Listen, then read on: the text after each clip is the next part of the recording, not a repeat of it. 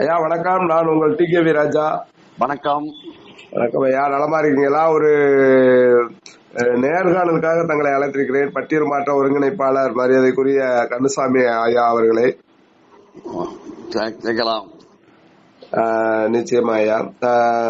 சொல்லுங்க ஐயா, தேர்தல் முடிவுகள் நடந்து முடிந்த நாடாளுமன்ற தேர்தலோட முடிவுகள் வந்திருக்கு. 3வது முறையாக முன்னாள் பாரத பிரதமர், தற்போதைய பாரத பிரதமர் நரேந்திர மோடி அவர்கள் 3வது முறையாக ஆட்சி அமைத்திருக்கிறார். எப்படியா இந்த முடிவுகள்லாம் எப்படி பாக்குறீங்க? இந்த 2024 நடந்த அந்த தேர்தல்ங்கிறது ஒரு வரலாற்று சிறப்பு மிக்க வெற்றியை பாரதிய ஜனதா கட்சிக்கு அவர்களுடைய செயல்பாட்டை மக்கள் புரிந்து அறிந்து கொடுத்திருக்காங்க. காரணம், 1962க்கு பிறகு இந்தியாவில் யாருமே 3வது முறையாக ஒரு குறிப்பிட்ட நபர் பிரைம் மினிஸ்டர் ஆனதா வரலாறு கிடையாது. நேரு காலத்துல நேரு 3வது முறையா வந்தார் அப்படின்னு சொன்னா அந்த காலத்துல எதிர்ப்புகள் கிடையாது. ஆனா இன்னைக்கு என்னடானா மோடிஜி ஜெயிச்சது இந்திய வரலாற்றுல, உலக வரலாற்றுல ஒரு பெரிய சாதனையா கூட நம்ம சொல்லலாம். வாஜ்பாய், ஏற்கனவே வாஜ்பாய் அவர்கள், மரியாதைக்குரிய வாஜ்பாய் அவர்கள் 3வது முறையா பதவி ஏற்றிருக்காங்க. அதே மாதிரி இந்திரா காந்தி அம்மையாரும் 3வது முறையா 4வது முறையா கூட பதவி ஏற்றிருக்காங்க. ஆனா காலங்கள் கம்மி, அவ்வளவுதான். ஏற்கனவே பதவி இருக்குங்க இருக்கு. அதாவது நீங்க சொல்றது உண்மைதாங்க. அதாவது வாஜ்பாயா இருந்தாலும் சரி, இந்திரா காந்தியா இருந்தாலும் சரி, குறிப்பிட்ட முழு அந்த 5 ஆண்டுகளை முடிக்கல. நிச்சயமா நிச்சயமா, அதுவும் இல்ல, அது இல்ல. இடையில எல்லாமே இது பண்ணது. இதே வாஜ்பாய் ஒரு ஓட்டுல தோத்தாரு. நிச்சயமா நிச்சயமா. ஆட்சி கவிழ்க்கப்பட்டது 13வது நாள்ல. ஆட்சி இது பண்ண 13வது நாள்ல ஆட்சி கவிழ்க்கப்பட்டது. நிச்சயமா. ஆனா ஒரு திடமான ஆட்சி 5-10 வருஷம் திடமான அரசு கொண்டு வந்தது பாரதிய ஜனதா கட்சி மோடிஜியினுடைய தலைமையில நடந்தது. இது வரலாற்று சிறப்பு மிக்கானது. இப்ப 3வது முறையாக மோடிஜி இன்னைக்கு கொஞ்சம் தனிப்பட்ட முறையில 240 தொகுதியை வென்று எடுத்திருக்காங்க பாரதிய ஜனதா கட்சி. இந்த 240 தொகுதியும் சேர்ந்து கூட இந்தியா கூட்டணி எடுக்க முடியல. வெறும் 233 தொகுதி தான் எடுத்திருக்கிறாங்க. காரணம், மக்களுக்கு ஒரு அதிருப்தி இருக்குது. அதே சமயத்துல ஆளுங்கட்சிக்கு எப்பயுமே ஆளுங்கட்சியை கொஞ்சம் மாற்றம் செய்யணும் அப்படிங்கிற எண்ணங்களும் மக்களுக்கு இருக்கு. அந்த மாதிரி ஒரு மாற்றங்கள்ல தான் இந்த தனி மெஜாரிட்டி கொஞ்சம் குறைஞ்சதை தவிர பாரதிய பிரதமர் மோடிஜி அவர்கள் மீது வைச்சிருக்கிற நம்பிக்கை சிறிதும் குறையவில்லை. அவர்களுடைய கூட்டணி 293 ஓட்டு சீட்டு எம்பி வாங்கியிருக்காங்க.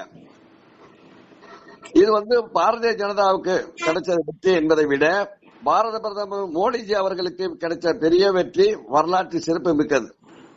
நிச்சயமாயா. இன்னொரு கேள்வி பாருங்க, என்னன்னா தமிழகத்தை பொறுத்த அளவுல பாஜக பெரிதும் எதிர்பார்க்கப்பட்டது. இந்த முறை நிச்சயமா ஒரு சில இடங்களை கைப்பற்றுவோம் என்ற ஒரு நம்பிக்கையோட கூட களமிறங்கியது. அதே போல கேரளா போன்ற தென் மாநிலங்களை பொறுத்தளவுல கண்டிப்பா இந்த முறை வென்றாக வேண்டும் என்ற ஒரு கட்டாயத்தில் கூட இருந்தது என்று நம்ம சொல்லலாம். குறிப்பா கேரளாவுல இந்த முறை ஒரு தொகுதியை வென்றெடுத்திருக்கிறார்கள். ஆனால் தமிழகத்தை பொறுத்தளவுல ஒரு 0, அதாவது ஒரு தொகுதி கூட வென்றெடுக்க முடியவில்லை. என்ன காரணம்? தமிழகத்தில் ஏன் இந்த ஒரு நிலைமை? பாஜக தமிழ்நாட்டை பொறுத்த மட்டிலும் கூட்டணி கட்சிகள் எல்லாம் ஏற்கனவே இருக்கிற கூட்டணி கட்சிகள் தொடர்ந்து அந்த கூட்டணியை வச்சு நடத்திட்டு இருக்காங்க. கூட்டணியில வந்த வெற்றி தான் இந்த திராவிட முன்னேற்ற கழகத்துக்கு 40க்கு 40 கிடைச்ச வெற்றி. ஆனா பிஜேபி, அதிமுக இந்த முறை 3 முனை போட்டி. இந்த 3 முனை போட்டியில பாரதிய ஜனதா கட்சி தனித்து நின்றது. அந்த அடிப்படையில பார்க்கும் பொழுது பாரதிய ஜனதா கட்சி ஏறக்குறைய 12 தொகுதியில 2வது இடத்தை கைப்பற்றியுள்ளது. அது மட்டும் இல்லாமல் பல தொகுதிகளில் ஓட்டு வங்கிகள் நிறைய வந்திருக்குது. இன்னைக்கு அண்ணா திராவிட 50 வருஷமா ஆண்டுகிட்டு இருந்த அண்ணா திராவிட முன்னேற்ற கழகம் கூட பல தொகுதிகளில் டெபாசிட் போயிட்டது.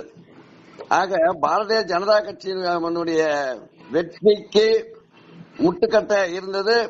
இன்னைக்கு திராவிட முன்னேற்ற கழகம் அமைத்தது போல் கூட்டணி அமைக்கவில்லை.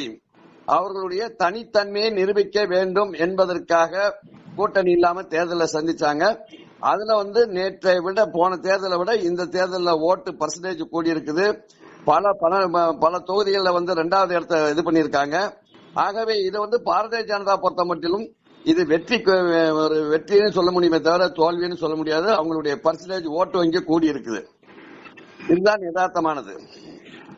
20 கட்சி சேர்ந்துகிட்டு 40க்கு 40 ஜெயிச்சுட்டா அப்படின்னு சொல்றதை விட ஒரு கட்சி இருந்து இந்த அளவுக்கு வந்தது என்னன்னா இது ஒரு பெரிய சிறப்பு மிக்க தேர்தலா நம்ம பாக்குறோம். அதாவது பாரதிய ஜனதா கட்சி தமிழ்நாட்டில் நல்ல வளர்ந்துள்ளது என்பதை இதை வந்து இந்த தேர்தல் மூலியமா நம்ம தெரிஞ்சிருக்கிறோம். இந்த தேர்தலில் இவ்வளவு வாக்கு வங்கி வாங்கினதுக்கு காரணம் இன்னும் நன்றி மறவாமல் தமிழ்நாட்டில் இருக்கிற தேவேந்திர குல வேளாளர் மக்களும் கர்நாடகாவில் இருக்கிற தேவேந்திர குல வேளாளர் மக்களும் கொஞ்சம் கூட இது இல்லாம நல்ல வாக்களிச்சிருக்கிறாங்க. அதாவது உங்களுக்கு மக்களினுடைய கோரிக்கைகள் எத்தனையோ இருந்த போதிலும் பாரதிய ஜனதாவை முழுமையாக நம்புகின்றார்கள். நம்பிக்கைக்கு பாத்திரமாக அவர்கள் வரும் காலகட்டத்தில் நடந்து கொள்வார்கள். ஐயாவுக்கு ஏன் இந்த திமுகவுடைய வெற்றியை ஏற்றுக்கொள்ள ஏன் மனமில்லை? ஒரு புறம் அவர்கள் எந்த வழியில் ஜெயித்தார்கள் அப்படின்றத பார்த்தாங்க கூட அவருடைய வெற்றியை ஏற்றுக்கொள்ள தங்களுக்கு மனமில்லை. என்ன காரணம்? இல்ல, நாங்க வெற்றியை ஏற்றுக்கொள்ளாமல் அவங்கள நான் எம்பி நாங்க இன்னைக்கு அவங்களை வந்து வெற்றியை ஏற்றுக்கொள்ளலன்னு நாங்க சொல்லவே இல்லை. மக்கள் தீர்ப்பு, மகேசன் தீர்ப்பு. ஆக 20 கட்சிகள் சேர்ந்து ஒரு வெற்றியை கொண்டாடுவதை விட ஒரு தனியா நின்று ஒரு கட்சி வளர்ந்து கொண்டிருக்கின்ற கட்சி இந்த அளவுக்கு வாக்கு வங்கி வாங்கியிருக்கும் போது அதை வந்து நம்ம பாராட்டுறோம். அதனால வந்து நான் திமுகவை வந்து அண்டர் எஸ்டிமேட், ஏன்னா மக்களால் தேர்ந்தெடுக்கப்பட்டவங்க, அவளை வாழ்த்துகின்றோம், வணங்குகின்றோம். இந்த தமிழக மக்களுக்காக இனிமேலாவது பாராளுமன்றத்தில் மக்களுடைய நலன் கருதி அங்கள் வாதம் செய்வார்கள். தமிழகத்திற்கு நல்ல திட்டங்களை கொண்டு வர வேண்டும் என்று இந்த பேட்டியின் மூலமா நான் திராவிட முன்னேற்ற கழகத்தினுடைய எம்பிகளை கேட்டுக்கொள்கின்றேன். நிச்சயமாயா, நிச்சயமாயா. இப்ப ஆந்திராவை எடுத்துக்கிட்டோம்னா ஐயா சந்திரபாபு நாயுடு அவர்கள் மிகப்பெரிய வெற்றியை பெற்றிருக்கிறார். ஏற்கனவே ஆட்சியில் இருந்த ஒய்எஸ்ஆர் காங்கிரசுடைய தலைவர் ஜெகன்மோகன் ரெட்டி மாபெரும் தோல்வியை தள்ளியிருக்கிறார். அதாவது தோல்வி என்பது இயற்கை, இருந்த போதிலும் கூட ஒரு ஆட்சி செய்து கொண்டிருந்த கட்சி மிகப்பெரிய தோல்வியை சந்தித்திருக்கிறது. அவருடைய வெற்றி, இவருடைய தோல்வியை ஐயா கந்தசாமி அவர்கள் எப்படி பாக்குறீங்க? இத நான் 4 மாநிலத்தை நான் கம்பேர் பண்ணி சொல்லணுங்க. முதல்ல தமிழகத்தை நம்ம எடுத்துக்குவோம். பொதுவா என்னன்னு, தான் என்ற அகங்கொண்டவர்கள் தரணியால முடியாது நிரந்தரமாக. தமிழ்நாட்டில் எப்படி வந்து நீங்க இன்னைக்கு ஆந்திராவில் வந்து ஜெகன்மோகன் ரெட்டி வந்து 17 தொகுதி வாங்கினாரு. ஆனா தமிழ்நாட்டில் 2 சட்டமன்ற தொகுதி தான் திமுக உள்ளுக்கு போன காலம்லாம் வரலாறு இருக்கிறது. அதே போன்றுதான் இது வந்து தான் என்ற அகம் கொண்டு அலைகின்றவர்களுக்கு இது ஒரு தக்க பாடமாக ஆந்திராவில் நடந்தது ஜெகன்மோகன் ரெட்டிக்கும்.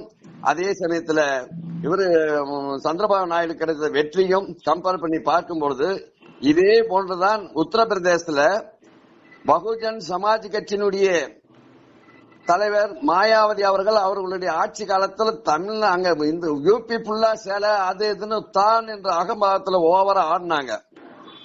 இன்னைக்கு மாயாவதி ஒரு சீட்டு கூட வாங்க முடியல. ஒரு அவ்வளவு பெரிய மாநிலத்தை ஆட்சி செஞ்சவங்க இன்னைக்கு ஒரு பாராளுமன்ற தொகுதி எம்பியை கூட கொண்டாட முடியல. அதே போன்றுதான் வந்து ஆந்திராவில் ஜெகன்மோகன் ரெட்டி ஆட்சி பீடம் எடுத்த உடனே என்னன்னா அவர் வந்து தலகாலத்து புரியாம தான் என்ற அகம்பாவத்துல தமிழ்நாடு ஆந்திரா ஃபுல்லா சிலை, அவங்க அப்பாவுக்கு சிலை, இந்த மாதிரி மக்களுக்கு வரி போட்டது, எல்லா விதத்திலையும் வரி ஏற்றி விட்டாங்க.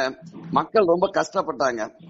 அந்த மக்களுக்கு கொடுத்த ஆதரவை சரியான முறையில பயன்படுத்திக்காதனால்தான் மக்கள் வரி சுமைகளை தாங்க முடியாமலும் ஜெகன்மோகன் ரெட்டியினுடைய ஆடம்பர அகம்பாவத்தையும் கணக்கில் கொண்டு அதே சமயத்துல அவங்க கட்சியில வந்து அவங்க சிஸ்டரும் தனியா கட்சி ஆரம்பிச்சாங்க.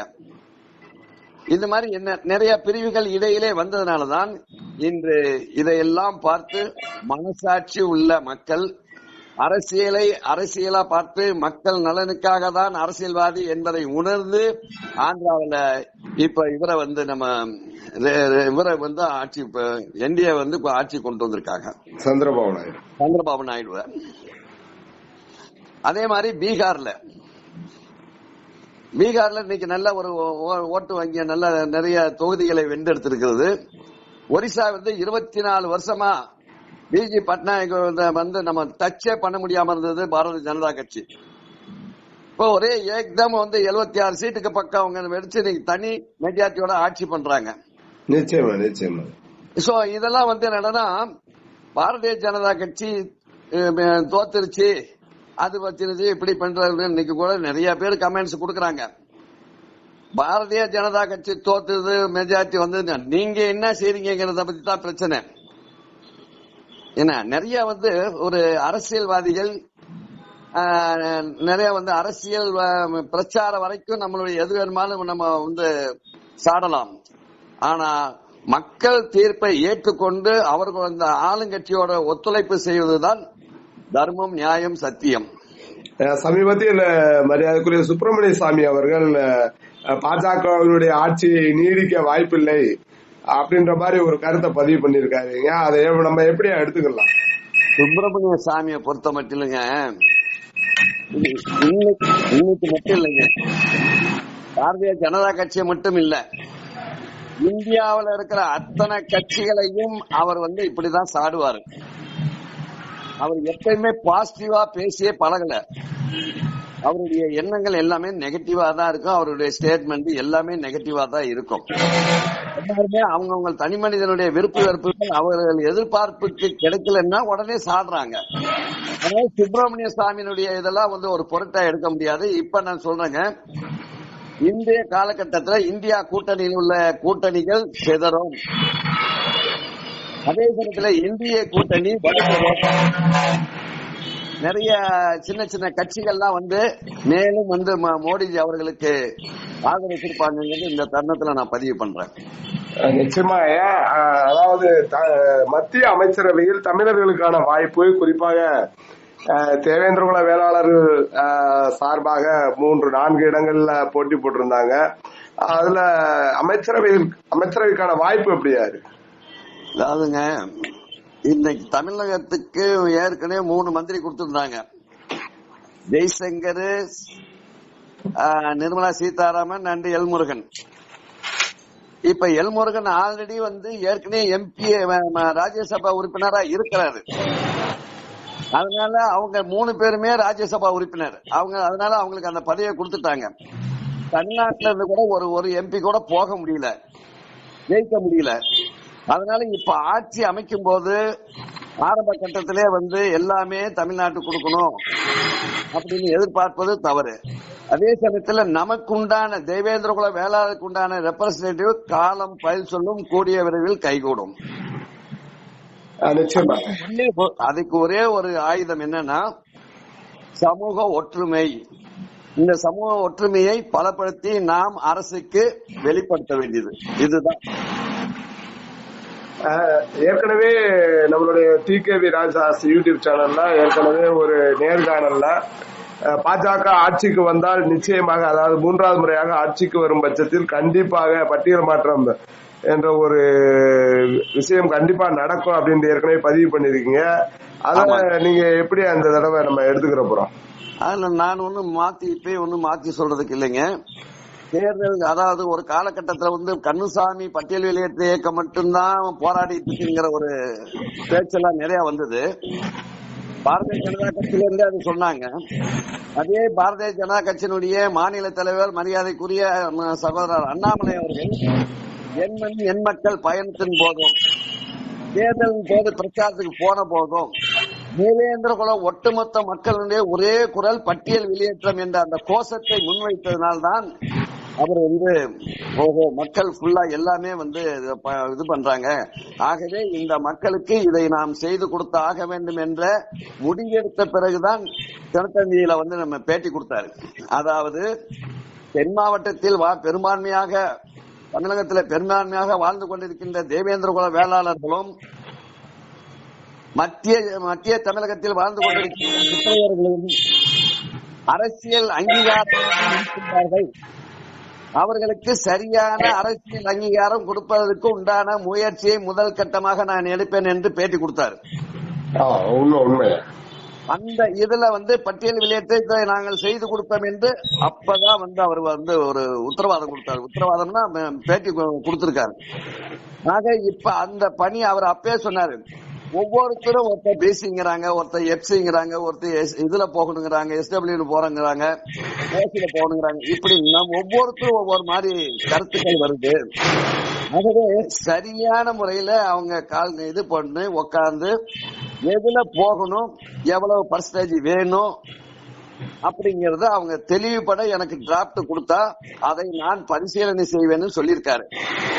அந்த பணியை இப்பொழுது நான் அந்த ஒரு கமிட்டி ஒன்று போட்டிருக்கிறேன். பட்டியல் வெளியேற்ற இயக்கம் சார்பாக சில அதிகாரி வர்க்கங்களை வைத்து, இன்டலெக்சுவல்களை வைத்து இந்த இது சரியான இந்த மக்களோட ஒட்டுமொத்த தேவேந்திரகுல வேளாளர்களுடைய நலன் கருதி இந்த சமுதாயத்தினுடைய தன்மானத்தை காப்பதற்கு நாம் எங்க இருந்தோமோ இப்ப இங்க இருக்கிறத நாம அடுத்து எங்க போகணும், எவ்வளவு பர்சன்டேஜ் கேட்கணுங்கிறத தெளிவா நீங்க ஒரு இது போட்டு கொடுங்க அப்படின்னு இப்ப நாங்க அதுக்கு உண்டான இதெல்லாம் பேசி ஏற்பாடு பண்ணிட்டு இருக்கிறோங்க.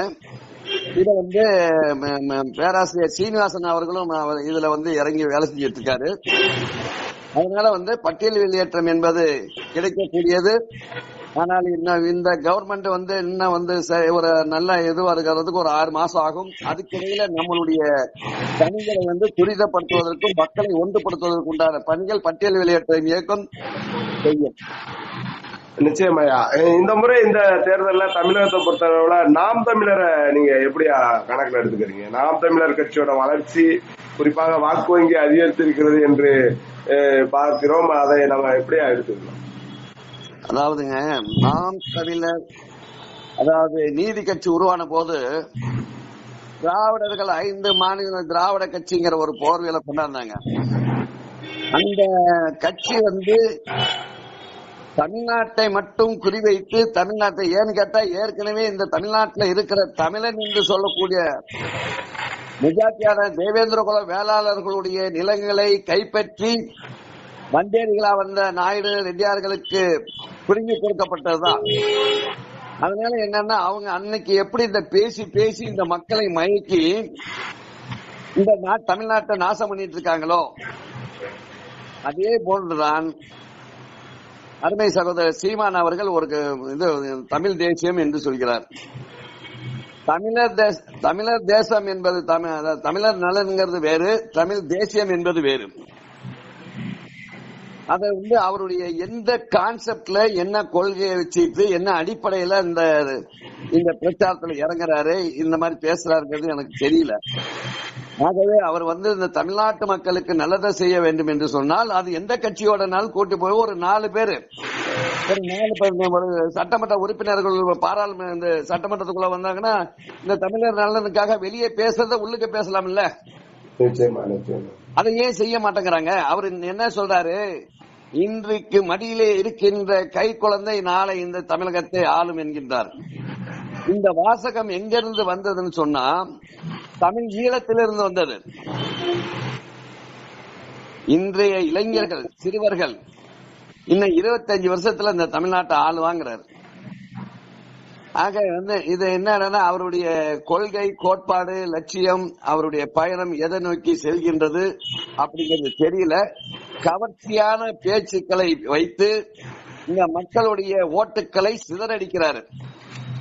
இதுக்கு பின்பலமா யாரு இருக்காங்க என்னங்கிறது தெரியாது.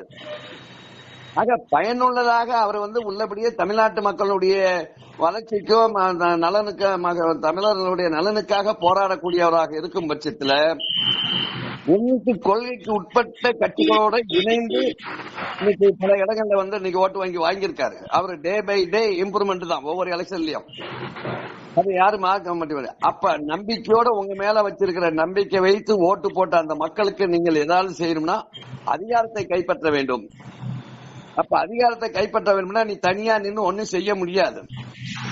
அப்போ உன்னுடைய கொள்கைக்கு உட்பட்டவர்கள் என் தமிழகத்துல எந்த கட்சிகள் இருக்கோ அவங்களோட இணைஞ்சு ஒரு 10 எம்எல்ஏ, ஒரு 5 எம்எல்ஏ, ஒரு 15 எம்எல்ஏ இப்படி வாங்கி சட்டமன்றத்துல போய் தமிழர் நலனுக்காக குரல் கொடுத்து இந்த தமிழர் விடுதலைக்கு அவர் பாடுபட்டார்னா அவர் வாழ்த்த கூடக்கூடியது. அதனால சீமானுடைய கான்செப்ட் என்னங்கிறது இது வரைக்கும் யாருக்குமே தெரியலைங்க. சிறப்பு சிறப்பு ஐயா. அதாவது இன்னொரு கேள்வி என்னன்னா, பல இடங்களில் பாஜக உடைய வாக்கு வங்கி அதிகரித்திருக்கிறது. குறிப்பாக 2ஆம் 3ஆம் இடங்களை பிடித்திருக்கிறார்கள். இந்த வாக்கு வங்கி என்பது யாரோடதுயா? எந்த அடிப்படையில வாக்கு வங்கி அதிகரிச்சிருக்குன்னு நீங்க நினைக்கிறீங்க?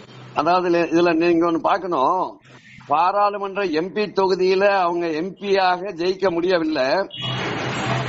இப்ப உதாரணமா நீங்க பாத்தீங்கன்னா சகோதரர் அண்ணாமலை எடுத்துக்கிட்டீங்கன்னா 4 லட்சத்து சில்லற ஓட்டு வாங்கியிருக்காரு. அங்க 3 சட்டமன்றத்துல இவங்க மெஜாரிட்டியா இருக்காங்க. இது உதாரணத்துக்கு சொல்றேன். இதே மாதிரிதான் தமிழ்நாட்டில் இருக்கிற பிஜேபி வாங்கின ஓட்டுகளை வைக்கும் போது நிறைய சட்டமன்றங்கள இவங்க தனி மெஜாரிட்டியா இருக்காங்க ஓட்டு வங்கி. நிச்சயமா நிச்சயமா. இந்த ஓட்டுகள் என்னன்னா தென் மாவட்டங்களை பொறுத்த மட்டிலும், தமிழகத்தை பொறுத்த மட்டும் கோயம்புத்தூர்ல இருந்து நீங்க கீழ்வேலூர், நாகப்பட்டினம் கீழ்வேலூர்ல இருந்து வரையிலும் நன்றி மறவாமல் மோடிஜிக்காக ஓட்டு போட்ட தேவேந்திர வேளாளர் மக்களுக்கு மீண்டும் ஒரு முறை நான் நன்றி தெரிவித்துக் கொள்கின்றேன். அதாவது நாம் எதிர்பார்த்த பட்டியல் வெளியேற்றம் செய்து கொடுக்கவில்லை என்று சொன்னாலும் செய்து கொடுப்பார்கள் என்ற நம்பிக்கையோடு இன்னைக்கு நம்ம மக்கள், தேவேந்திர மக்கள் பாரதிய ஜனதா கட்சிக்கு நல்ல வாக்கு வங்கிகளை இது பண்ணியிருக்காங்க. அதனால பாரதிய ஜனதா கட்சி இந்த இல்லையில் நாளை 2026 அவங்களுடைய டார்கெட்டை அச்சீவ் பண்ணுவாங்க என்பதை இந்த தருணத்தில் சொல்லிக்கிறேன். நிச்சயமாக தேவேந்திர வேளாளர்கள் தொடர்ந்து செய்து கொண்டிருக்கின்ற அந்த நன்றி விசுவாசத்தை மறவாமல் பாரதிய ஜனதா கட்சி பட்டியல் வெளியேற்றத்தை செய்து கொடுக்கும். அதுக்கு வேண்டிய முன்பணிகளை நாங்கள் இப்பொழுது மறுபடியும் ஆரம்பிச்சு இப்ப பேராசிரியர் சீனிவாசன் அவர்கள்ட்ட அதை ஒப்படைச்சிருக்கிறோம். அதுக்கு ஒரு கமிட்டி போட்டிருக்கிறோம்.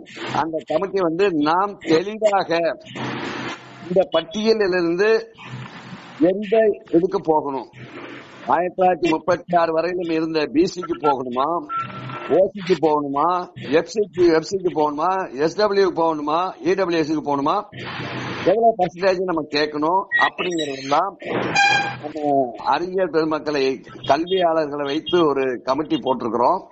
அந்த கமிட்டி செயல்பான அதுக்குண்டான பணிகளை செய்து கொண்டிருக்கின்றது. கூடிய விரைவில் இதை மாநில அரசுகிட்டே நாங்க மீண்டும் போவோம். மாநில அரசுகிட்டே சப்மிட் பண்ணுவோம். மத்தியில போய் பாரதிய ஜனதா கட்சியினுடைய ஆளுமைகளை பார்த்து சந்தித்து நம்மளுடைய நியாயமான கோரிக்கையை வெளிப்படுத்துவோம் என்று இந்த நேரத்தில் கூறிக்கொள்கின்றோம். நிச்சயமா உங்களுடைய கோரிக்கையை வென்றெடுக்க டி.கே.வி. ராஜாவின் மனமார்ந்த வாழ்த்துக்கள் ஐயா. இவ்வளவு நேரம் இந்த நேர்காணலுக்கு ஒத்துழைத்தமைக்கு மிக்க நன்றி ஐயா. இந்த தருணத்திலே என்னுடைய தேவேந்திர குல என சொந்தங்கள், குறிப்பாக இளைஞர்களை நான் கேட்டுக்கொள்வது எல்லாம், ஒன்றுபட்டால் உண்டு வாழ்வு என்பதை மனதில் கொண்டு இன்னைக்கு நாம் தென் தமிழகத்திலே எவ்வளவு இழப்புகளை சந்தித்துக் கொண்டிருக்கின்றோம், ஒவ்வொரு மாவீரர்களையும் இழந்து கொண்டிருக்கின்றோம். இந்த இழப்புகளை சரி செய்ய வேண்டும் என்று சொன்னால், இந்த இழப்புகளை ஸ்டாப் பண்ண வேண்டும் சொன்னால் நம்மளுடைய ஒற்றுமை மிகவும் முக்கியம். நாம் ஒற்றுமை இல்லாத காரணத்தினால் தென் மாவட்டத்தில் பல படுகொலைகள் நடந்து கொண்டிருக்கின்றது. இது சம்பந்தமாக நாங்கள் மாநில அரசு டிஜிபி, சீஃப் செக்ரட்டரி இவங்களுக்கெல்லாம் கடிதம் கொடுத்து ஒரு பீஸ் கமிட்டி போடுறதுக்கு ஏற்பாடு நாங்கள் அதுக்கு வேண்டிய ஏற்பாடுகளை பண்ணலான்னு இருக்கிறோம். நிச்சயமா நிச்சயமா. நன்றி நன்றி நன்றி. நன்றிங்க, நன்றி.